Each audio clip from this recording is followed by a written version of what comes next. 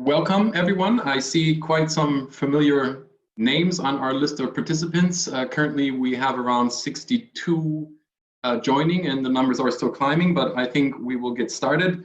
So my name is Max Stenglein. I'm the chief economist here at MERICS, and I would warmly welcome you from all over the place and to discuss this very timely topic, I think, on the future of Hong Kong, since the implementation, or the NPC announcing the implementation of the national security law. I think there is going to be yet another dynamic place when it comes to analyzing and researching on China. I'm very happy to have Michiel to introduce this topic. He's currently a fellow at MERICS since May, and if we could please go to the next slide.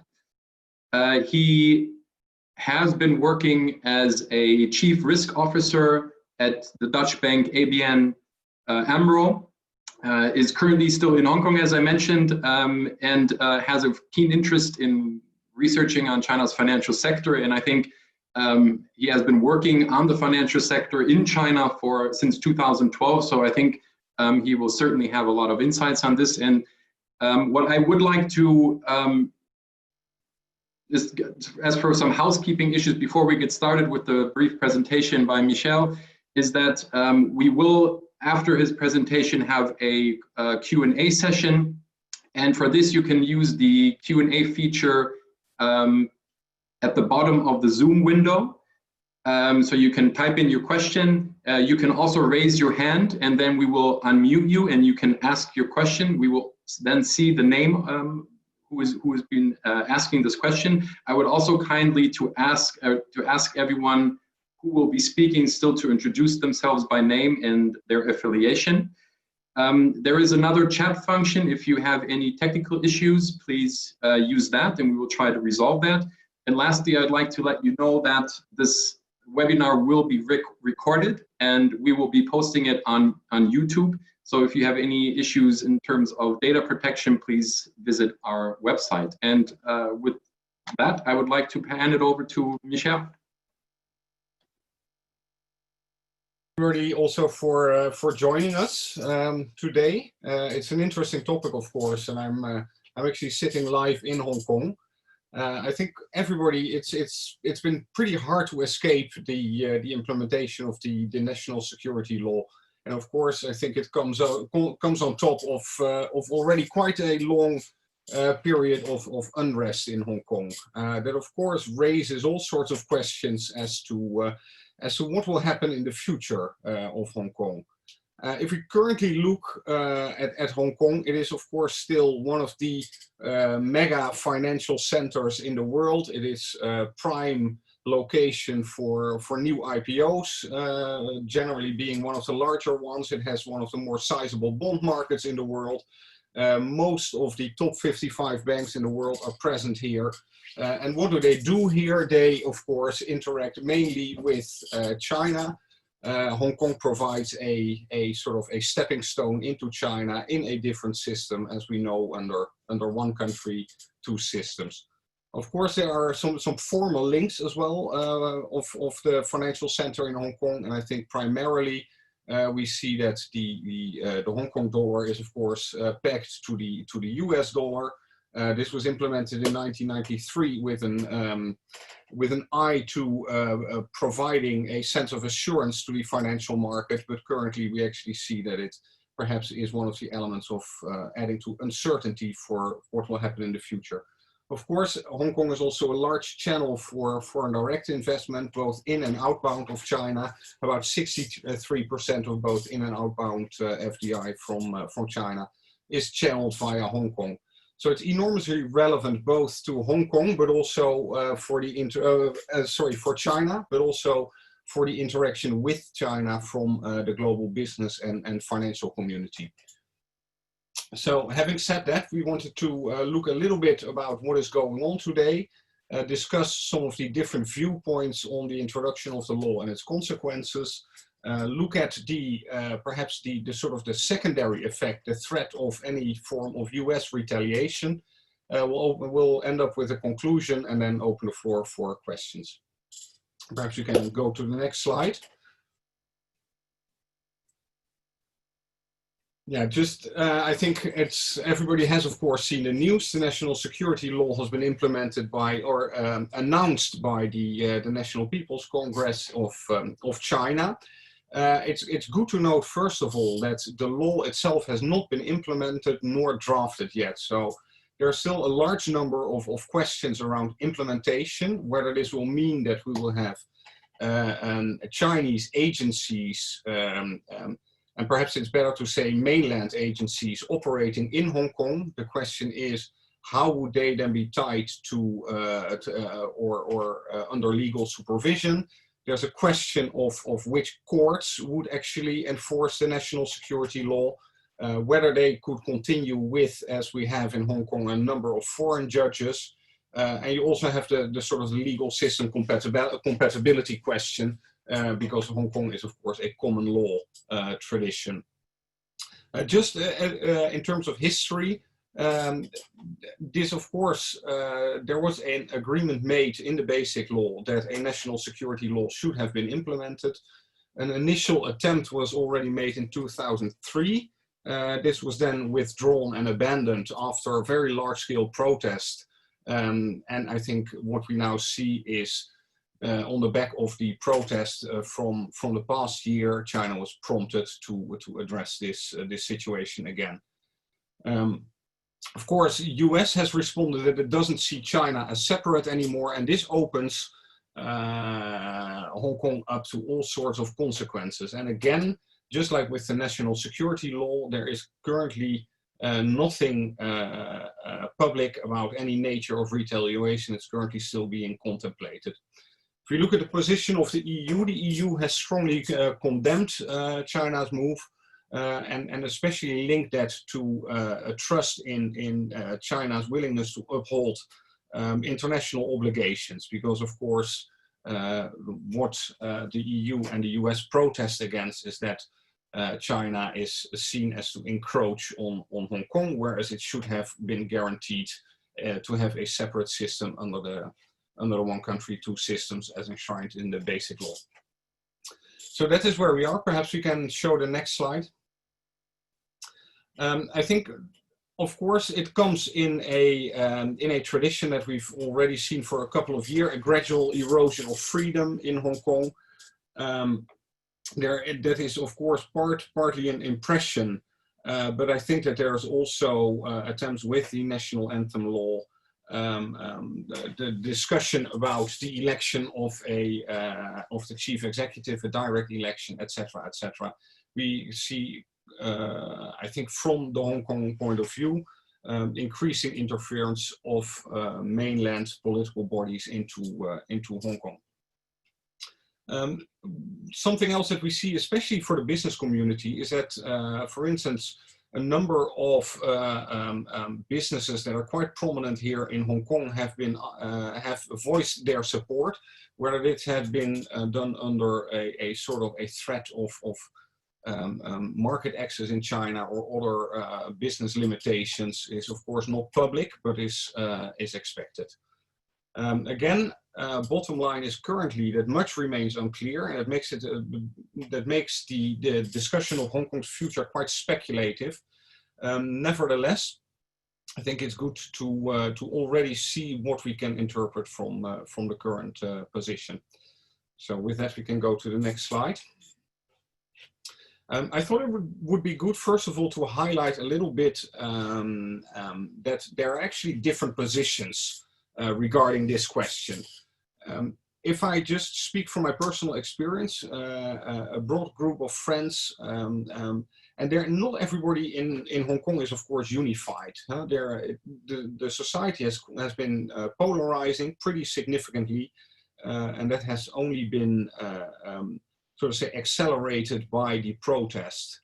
And especially if we look at the protest, which we can perhaps see as the trigger for the announcement of this law, it has been seen in a different way by different groups. So if we look at the pro-Beijing camp in Hong Kong, they talk a lot about the economic damage and the rioting that has taken place in Hong Kong, and that is also, of course, those who have lived here in the past year, they know that it made the city quite hard to navigate. And of course, there was a very substantial economic damage, especially anything related to the tourism industry and retail. Hong Kong banked, of course, very much on enormous amounts and inflows of Chinese tourists. And they have not gone back to the city since the protest, so the economic damage is enormous. Pro-Beijing people also point to the commitment to the law as already captured in the basic law. They say that the protesters have been helped by foreign forces, although that hasn't been anywhere officially substantiated, but that of course is seen as undercutting national security. The fact that some of the protesters also waved, for instance, US flags or UK flags during the protest may have also fed this idea of help of foreign forces and the sort of secessionist approach by protesters. Again, pro-Beijing views point to support from the business community, like also the General Chamber of Commerce in Hong Kong. If we look at the pro-democracy camp, then they, of course, say that, listen, we were promised a high degree of freedom, and this law goes against the one country, two systems. It also shows, and this is perhaps the most pertinent point that international business will need to grapple with, is the independence of the legal system. What is actually the key selling point for Hong Kong as a financial center is the fact that its legal system is independent from China. Already we saw that last year the introduction of the extradition law gave that impression that as Hong Konger you could be exposed to the slightly perhaps more opaque mainland legal system, and that was one of the factors that triggered a large-scale social unrest last year. One of the sort of major views is also that in the pro-democracy camp that any interference in Hong Kong, and especially anything that would infringe on the sort of independent status of Hong Kong with an independent legal system and sort of independent institution, would make it just another Chinese city. If that independence can no longer be guaranteed, and especially the independence of the legal system, it loses the attractiveness of Hong Kong as a financial center. And with that, indeed, you're just another city. So, next slide, please. Again, if we look at some of the moves we have recently seen, that there are people questioning whether Hong Kong will, absent that independent legal system, still offer what makes it such a vital place. First of all, there's anecdotal evidence about threats of capital flight, and interestingly, Hong Kong is always a financial center that has benefited enormously from rich Chinese families siphoning away their wealth to another jurisdiction, and in that sense aiming for wealth protection. There we see that a number of inquiries has been made. But that remains anecdotal evidence. Even during the height of the protest, lots of banks, of course, followed the deposit base of Hong Kong and saw only minor movement. So while there is a lot of talk about this, it's still hard to sort of underpin by real evidence. The other thing that we see is that there's a lot of discussion about the dollar peg, and that leads to people trying to protect their Hong Kong dollar or US dollar holdings. Over the past week and a half there's been a lot of news reports about people trying to make currency transactions in the local market, and even to such an extent that the bank couldn't handle all the requests. That also goes for slightly more back alley FX transactions rather than through the formal banking system. If we look at capital flight, we should also see that actually what happened in the past week, interestingly, is that the Hong Kong dollar peg moved to the upper band of the trading peg because of the inflow of new investment capital. So it's not just a story of capital flight, and this is perhaps good to keep in mind for the conclusion, But it's also an element where you see actually capital being replaced. So perhaps some capital is leaving Hong Kong. However, new listings, new IPOs also attract new inflows of capital, especially from the mainland. Perhaps more worrying for business, as this is rather real, is the flight of talent. Hong Kong, for all sorts of reasons, and this is not just, of course, the new law, has lost much of its shine. Part of it comes from the protests, part of it comes from the political polarization, part of it is also the huge inequality and the lack of economic opportunities for younger people. Now, in the wake of the events of the past couple of weeks, we've also seen that US and UK have been given welcoming statements to sort of say wanting to receive anyone that wanted to move away from Hong Kong. There's especially a number of so-called BNO passport holders, as British national overseas, that normally don't have the right of a boat, but UK has announced that it's willing to review that. We see that international talent reassesses safety and opportunity. Living here, is it still the right place to be? Does it also offer a future? Especially if we look at, for instance, one of the crucial factors for international people has been the fact that schools have been closed for quite a long time. So there's a lot happening in the city, forcing people perhaps to look outwards, but at the same time we also see that there's still an inflow of talent. Perhaps think of people, perhaps Chinese people working in New York, facing some sort of more unkind conditions at the moment towards Chinese people, and they may look to relocate to Hong Kong. So next slide, please. Yeah, the last part is perhaps the most crucial question, and this has been hotly debated, of course, in business circles. But I'm sure that I wasn't the only one sitting in a foreign branch and having to answer all sorts of questions to our head office. How do we look at our continued presence in Hong Kong? My take is, speaking to a number of people in the industry, that a lot has actually already happened. So manufacturing companies are hardly present in Hong Kong, but have perhaps already moved over the border.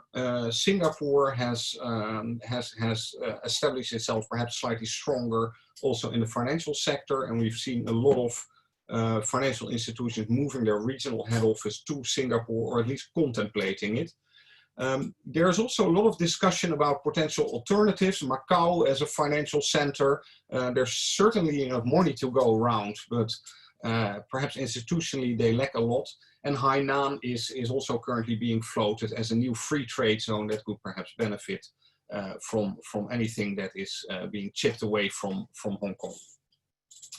So if we look at what actually does the US have as options, because we know that already this announcement of a law has certain consequences. That is what we just discussed.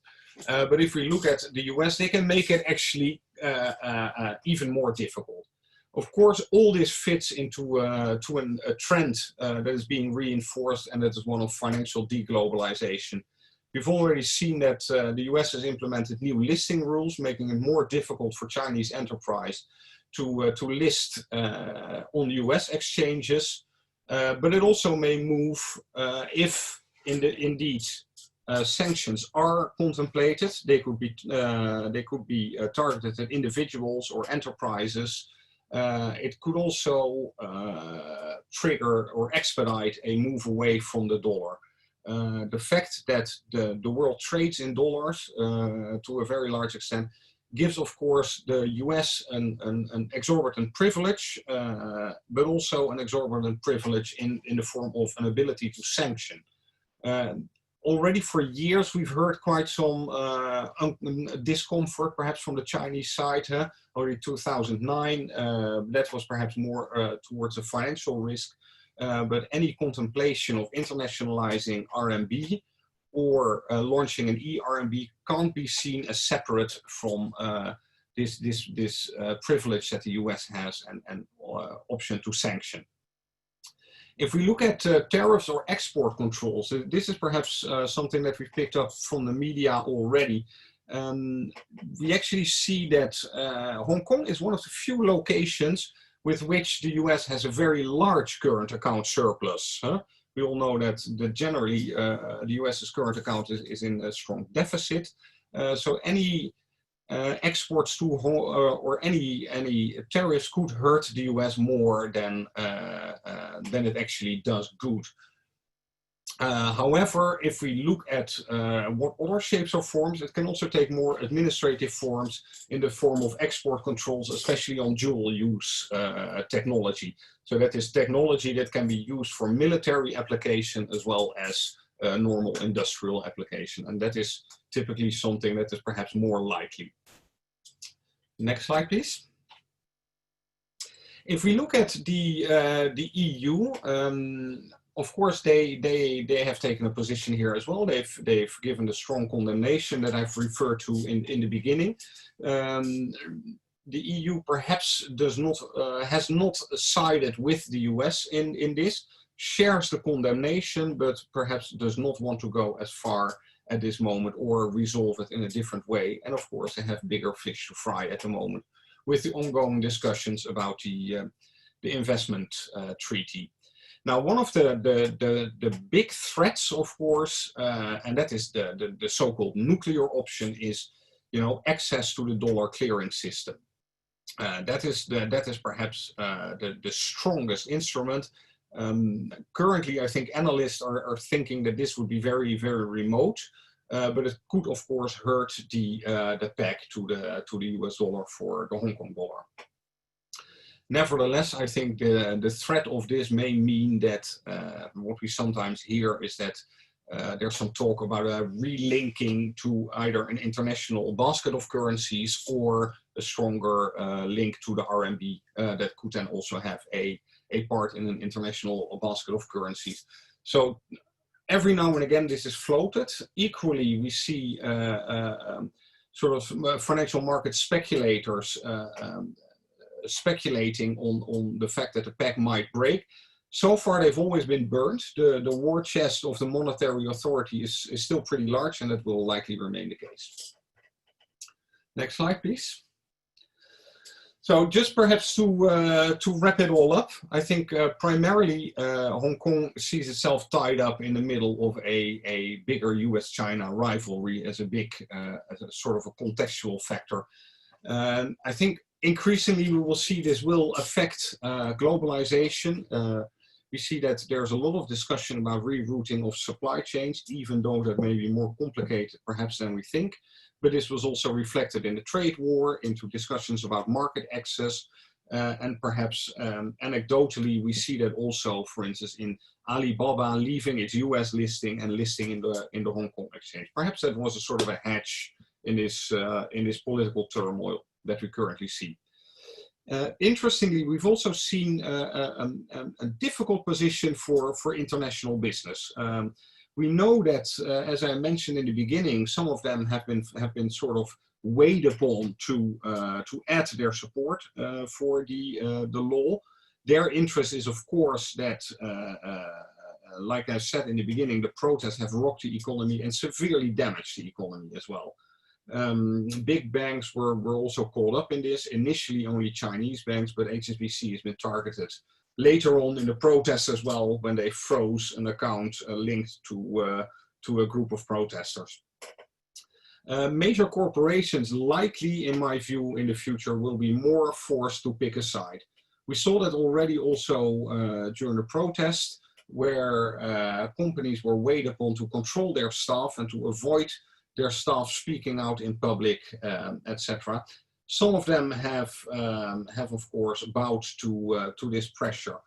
Nevertheless, a point that comes up also in recent discussions in UK Parliament, when there was a discussion just this week about HSBC expressing its support for this law. Of course, all these companies are also marketing themselves as entities that have a very high regard for sustainability, for environmental, social, and governance considerations. And this is a question that still needs to be answered. We see that, for instance, also coming back in warnings that the European Union Chamber of Commerce has given in China about potential buying of products of forced labor, for instance. So we see that this increasingly hitting the radar, and indeed, if you have social considerations, then how do you look at supporting a country as China, where a number of US and European companies have doubts about the sort of the governance and social considerations of that country. We'll move to the last slide, please. Perhaps as a sort of sub-conclusion here, the focus is on the financial system. That will be hard to replace. I've tried to reach out in the past year, because this has been top of mind for everybody, and there are very few people in the financial services industry that think that this is an easy move to make. It's not just hard infrastructure, you know, the office buildings, etc., but it also takes time to build a community of accountants, lawyers, what have you, arbitration courts, etc. That is all firmly embedded in Hong Kong, and it still gives it an edge over perhaps other locations. Now, if we just take a glimpse into the future of what a future Hong Kong might look like, one of the more interesting statements that I've discussed is also the fact that we don't need the people, we just need the place. If Hong Kongers indeed move out in droves, and let's not also forget that there are, I think, multiple hundreds of thousands Hong Kongers with a Canadian passport, or a move that has been made after 1997. This can, of course, be replaced by a simple inflow of Chinese talent. Think of what I mentioned in the beginning, that yes, there's capital leaving Hong Kong, but there's also an influx of new capital. The same goes actually for financial institutions. And recent years have seen a steady and substantial inflow of also Chinese brokers, investment banks, and boutique investment banks into the city, perhaps replacing some of the smaller foreign entities. If we look at the other financial system, you see that it may be a more Hong Kong and China focused stock exchange, whereas Hong Kong as a whole may focus much more on a changing reality. And the changing reality is also that Hong Kong, or that China is actually now trading more in the region, in Asia, than with the rest of the world. And that is something that has changed in recent years. And you could contemplate whether that could mean for the future that Hong Kong would have a much more regional role, also taking or making use of its R&D offshore center role. This is the last slide. So I think that we've already talked about the Pan-Asia or the intra-Asian trade, and perhaps a refocusing on a much more regional role for the financial system.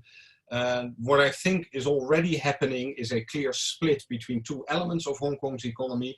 The one that is linked to the sort of tourism that still suffers, whereas we've actually seen that the financial economy hasn't suffered that much. That may well have repercussions also for the future. It will be very hard to revive this tourism-dependent part of the economy, and that may also force decisions where people think Hong Kong will become less attractive.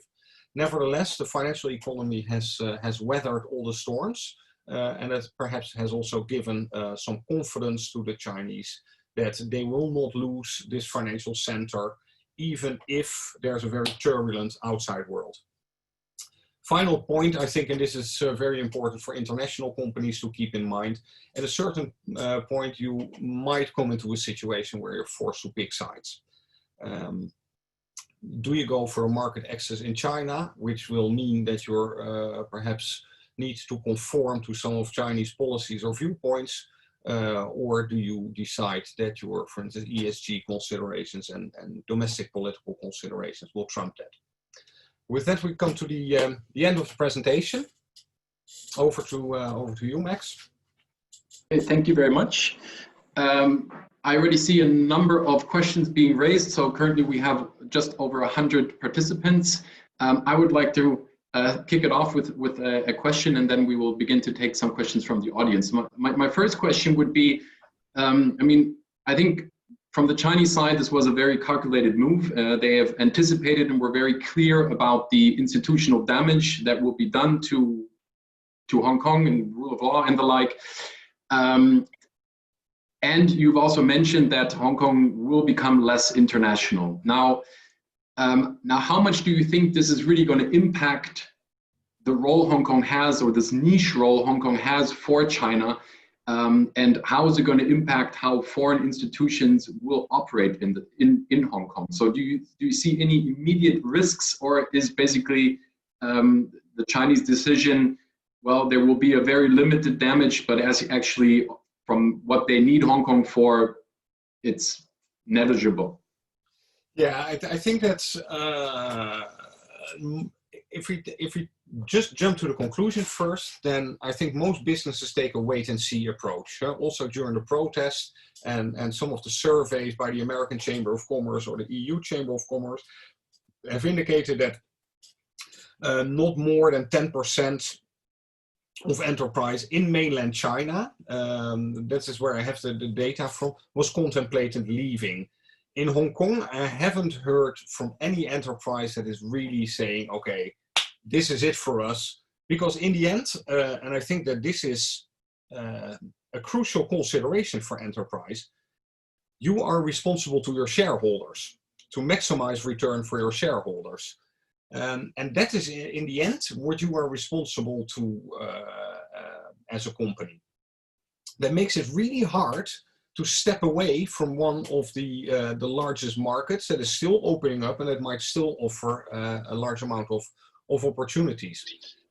Having said that, I think that two things can be immediately affected. First of all, is the flow of talent to Hong Kong. Senior executives might find it less interesting now to move to Hong Kong. You already see that in the hiring market. That is getting more local with more focus on language requirements, for instance. And I think that for the rest, everybody is again in a very much in a wait and see mode. Okay, yeah, I pretty much agree with that, and I think that Hong Kong very much benefits from having these, or having had these very strong institutions in place, and there's this anticipation that yes, they're getting less effective and the system's less trustworthy, but coming from such a high base, I think they still can work with it, and they can adapt to it, rather than going through Shanghai where there's even less trust from the beginning. So it's the starting point is a different one. I think that's probably also part of the very calculated move. I would like to take some questions from the participants, and I would like to start with Sabine Stricker-Kellerer, if we could unmute her, please. Okay, can you hear me now? Yes. Okay, thank you. Thank you very much, Michiel, for the great presentation. I want to come to the position of an executive, or your former position of an executive with a company. And you mentioned that the companies, the foreign companies, will be forced to show support, or might be forced to show support, and that's expected. At the same time, you say the companies will mostly take a wait and see approach. Okay, the wait and see approach, I understand, is for the long-term question whether they want to stay in Hong Kong or not. But the short-term question, if you were still in business as an executive and the European headquarters ask you, how do you react to the request to support the national security law? What are the options? I mean, how would you go back to the boardroom and say, these are the 4 options, these are the 3 options we have, how we can react? Thanks. Thanks very much for that question. And it's quite a difficult one. I think I would first of all point to, you have the option to, of course, to comply, but then I would point to the repercussions that it also may have to your staff. What are you signaling? Because I think that a number of Hong Kong enterprises or entities based in Hong Kong have stuff where we see, like I tried to highlight in the beginning, Hong Kong is very polarized, and you have some of everything. What you want to avoid also is that you start to have sort of live political discussions on the work floor. And I think that has been a clear focus from a number of the executives that I've spoken to about this topic. So that is something you need to bear in mind. If you decline, then I think that will lead to sort of some administrative repercussions. That may lead to delays in licensing, extra regulatory scrutiny. Typically, there is a number of ways where they can make your life pretty unpleasant. Another one is also to say that, listen, let's reassess what we are doing here. If I was working for a bank, we finance primarily physical commodity imports into mainland China.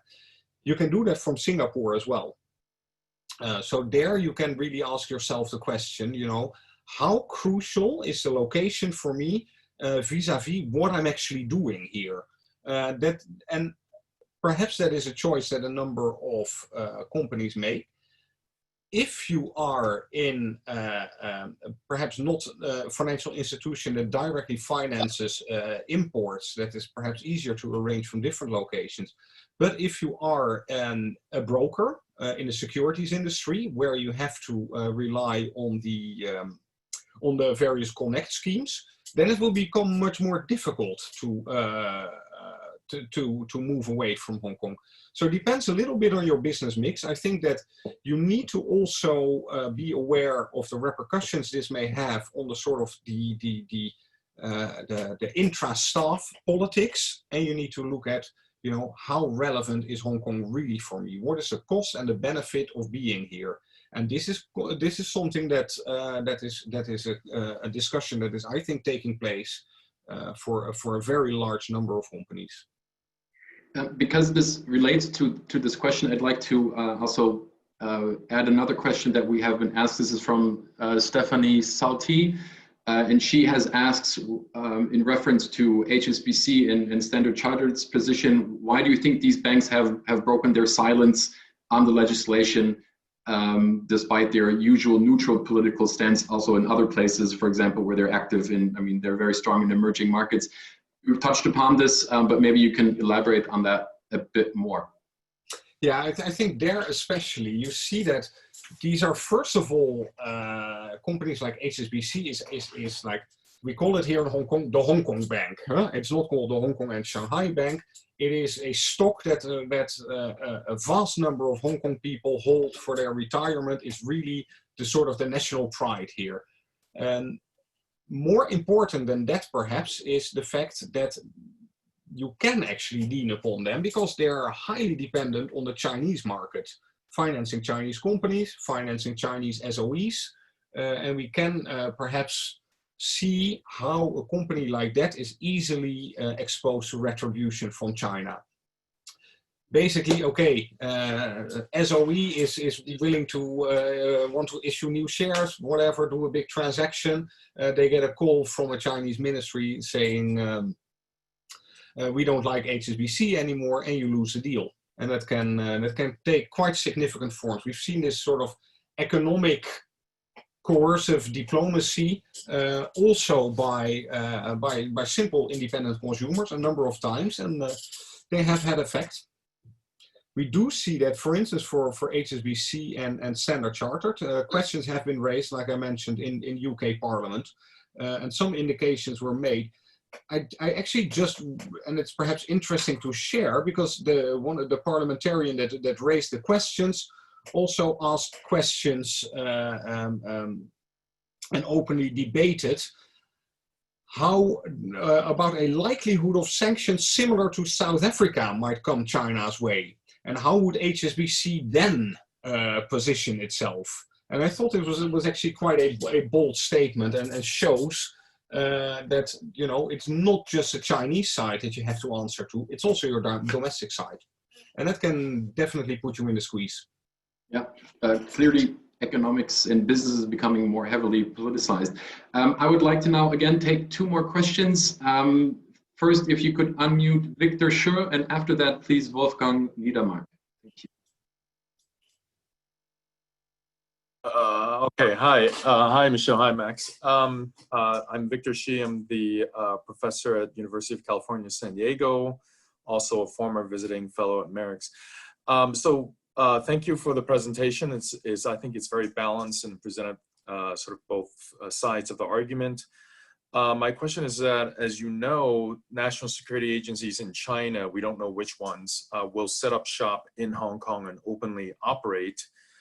There is this concern, of course, that they will put pressure on personnel in various companies, but an additional potential dimension is that because, at least according to the PRC version of the national security law, these agencies are empowered to maintain financial stability. So that's actually explicitly mentioned in the PRC version of the national security law.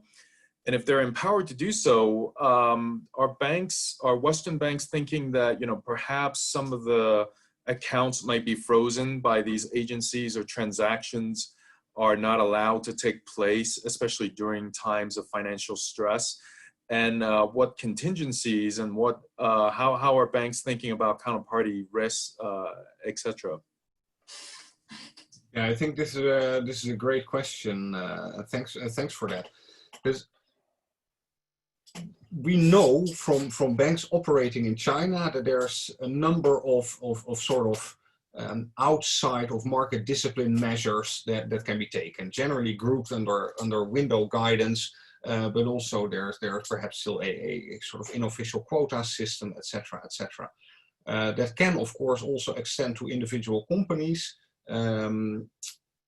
Basically, essentially, I would see that as a sort of complementary control factor over and above the regulatory intervention into the behavior of banks. We know that exists in China, and this is, of course, what is the big question. To what extent will we see an equation of the national security considerations in China, and will they be maintained in exactly the same way in Hong Kong? And that is also the sort of the explanation of legal terminology. Who is going to interpret that? And in the end, from what I've so far been reading from legal scholars as well, the interpretation should lie with mainland courts in the end. And in that, if we look at it in that way, it opens up indeed the avenue of possibility that there will be such far-reaching interventions, and they can then indeed extend to the transactional level as well. Personally, I think we should keep in mind that China's agencies so far have gone over and above themselves to assure that this was only targeted at a very small, minor number of people. Problem is that these assurances are not always taken for granted anymore. Okay, thank you. And Wolfgang Niedermark, please.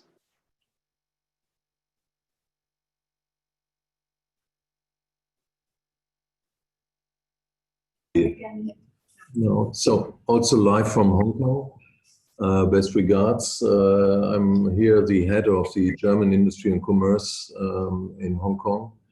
And generally, thank you, Michel. We are on the same page regarding most of the questions you have raised in your presentation.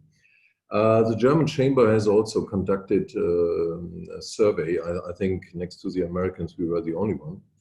And mainly confirming what you have said and the questions you have raised. But I can clearly tell you, and that is with regard to the question of Sabine, that we don't have any single indication that there has been any political pressure on our business so far. And may I remind you that last year we had a similar discussion. There was a case of Cathay Pacific in the course of the extradition bill discussions, and there was a very obvious political pressure on Cathay. And we were asking CS here whether he thinks that is also possible for international companies. And he himself said that is an nuclear option, and never ever there should be any political pressure on international community. And he reconfirmed that in the current discussion. So let's wait. It's very valid question. Sabine, you are right. That is very sensitive.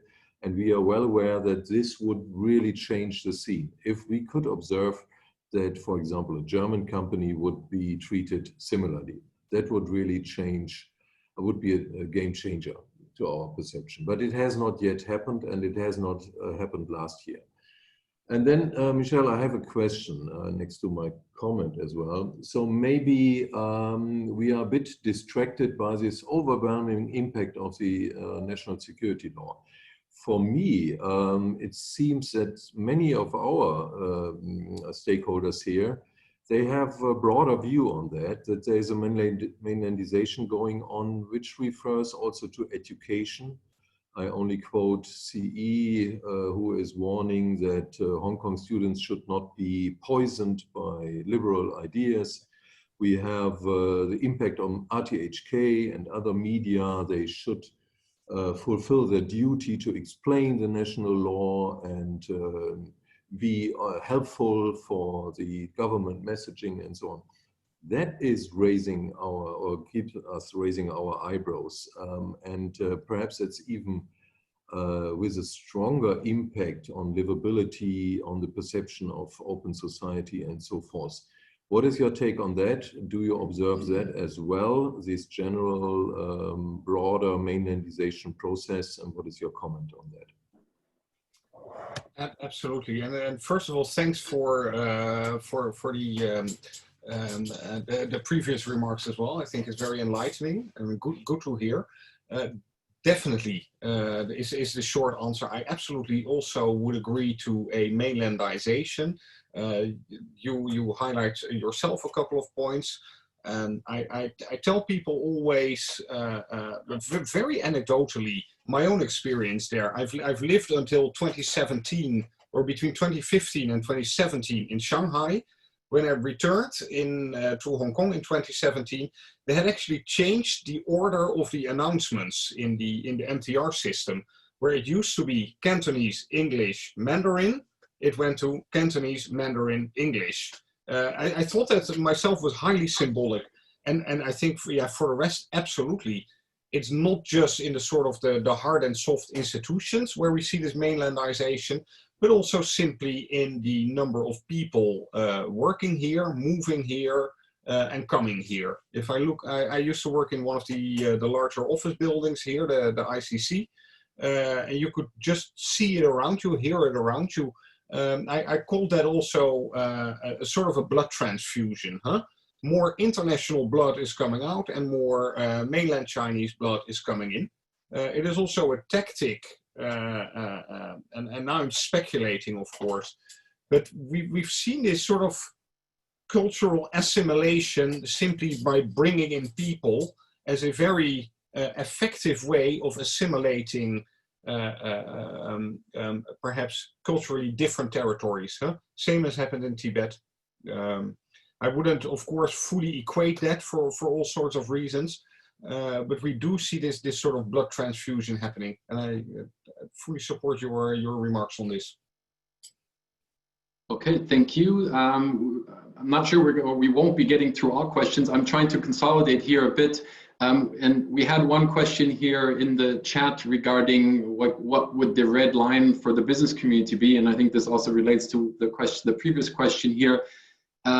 And I would like to just give it a shot, and then happy for you to add. And I do think there is this hope to foreign companies will not be affected, and probably most companies also will not be affected. But I mean, the thinking that you will have this, or let's say the areas of gray, the shades of gray within the law are just becoming bigger. And clearly the intention is that the national security law and also changes to the education law, this targets the rioters, the troublemakers, and should not affect business operation in any case. But, and this, I'd like to tie it in with my own question here. And I do think even Beijing does not maybe have this intention that the law will have an impact on business and the financial sector, but in which way or form do you think this is going to impact analysts' ability to do proper financial reporting? Maybe there is going to be also some self-censorship, and we talked about HSBC and Standard Bank or Standard Chartered. If they position themselves, I mean, what type of signal does that send to the analysts? And even though there's no deliberate impact on them, do you think there is a threat that this type of self-censorship will happen, and what will the effects of that be? Yeah, I think that there are a couple of elements to the question. Of course, I think that self-censorship is already happening, to some extent. We've seen all sorts of sort of small indications that this is becoming a thing. People are very careful. Myself, I know some analysts that have actually moved away because they didn't feel at liberty in Hong Kong to write what they say anymore. If we then spill over into that other part of your question, what could be sort of red lines? I think one of the things that is very important is a free internet. So one of the other things that was observable here in Hong Kong was that when this law was just announced, there was a run on VPNs. Sort of the virtual private networks basically allows you to circumvent a Great Firewall, for those of you that are not familiar with the technology. I think this is really a thing, because that could give you that impression that there's always someone looking over your shoulder. And that also forces you into that self-censorship. And I think once you reach a stage like that, and if you then perhaps combine that with what the previous the speaker also asked or mentioned, if international companies are forced to conform, forced to speak out, if you see a confluence of elements like that, it might become really, really difficult. That situation for freedom of analyst, it has always been slightly difficult. Think back at, for instance, Moody's, the credit rating agency, cut the sovereign rating of China, so the credit rating for the Chinese state, just by one notch. I think good reasoning behind it. Nevertheless, China was up in arms, shouting that this was a political move, etc., etc. So there you always see that, if the outcome of your analysis is unwelcome in mainland China, you will hear it. If you're an international company speaking about mainland China being outside of China, you will increasingly hear it. We've seen this slightly odd move. I think it was an economist from UBS who perhaps at the most negative explanation misspoke about the impact of hog prices on inflation. And he was, it was kicked up a storm by I think the Chinese brokerage institute, and he was forced to leave in the end. So these kind of things are already happening. Okay, with further questions, I will read this one out directly. This one is from Camille McKyer.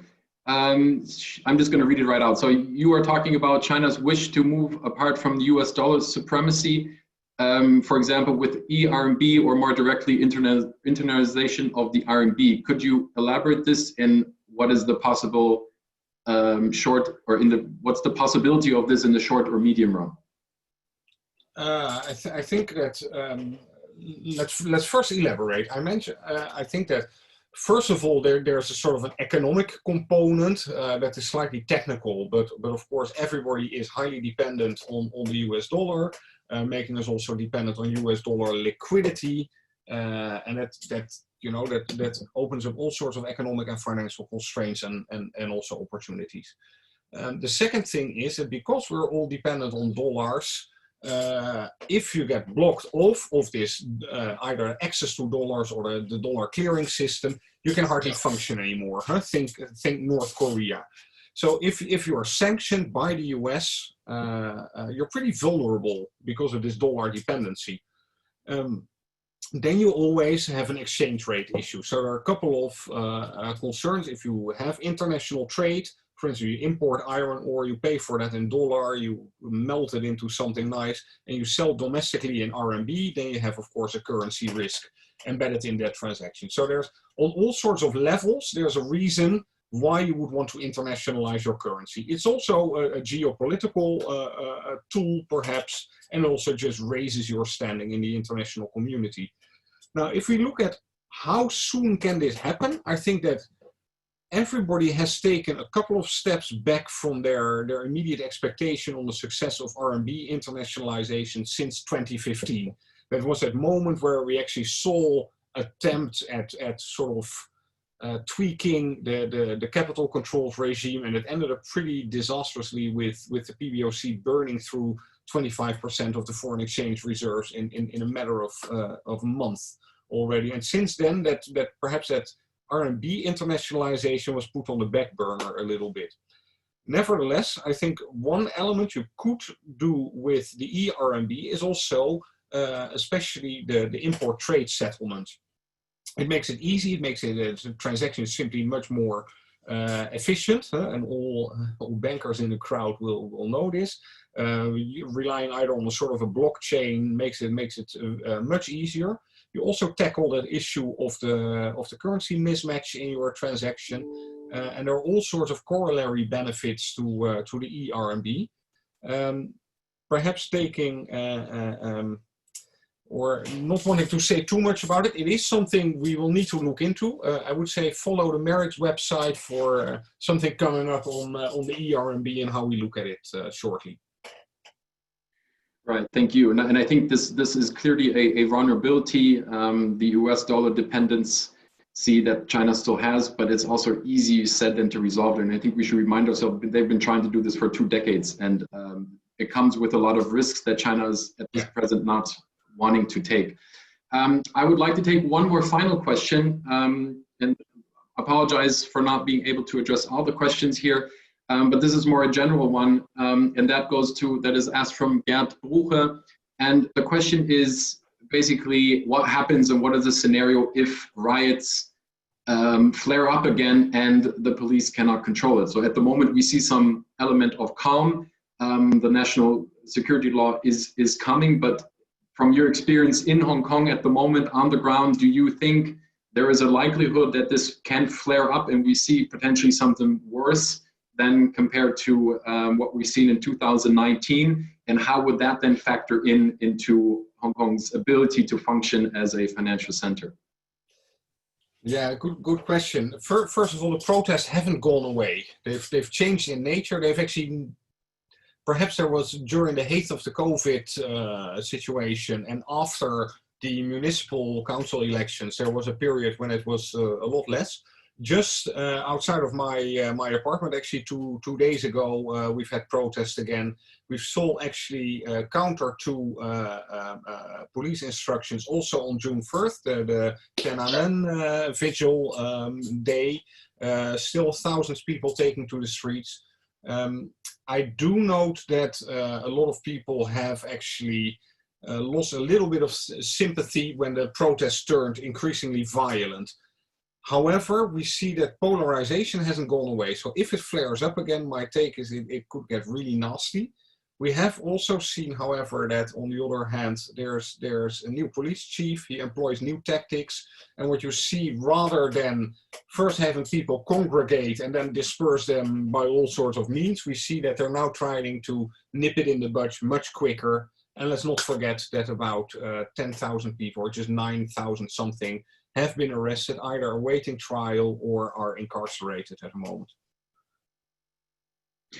Okay, thank you for your insights in the discussion. I would like to do a bit of a self-advertisement here, as you can see on the slide. So my colleague and I have published a piece on financial hub at risk in January, actually, based on research we did in Hong Kong in November last year. I think still very relevant for this discussion, where we also identify some of the risks to Hong Kong's ability to function as a financial center at present.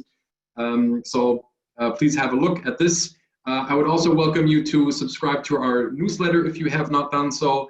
And other than that, I would like to thank Michiel for his insights, and of course all the participants that have asked very interesting questions and contributed to this discussion. Thank you very much, and goodbye.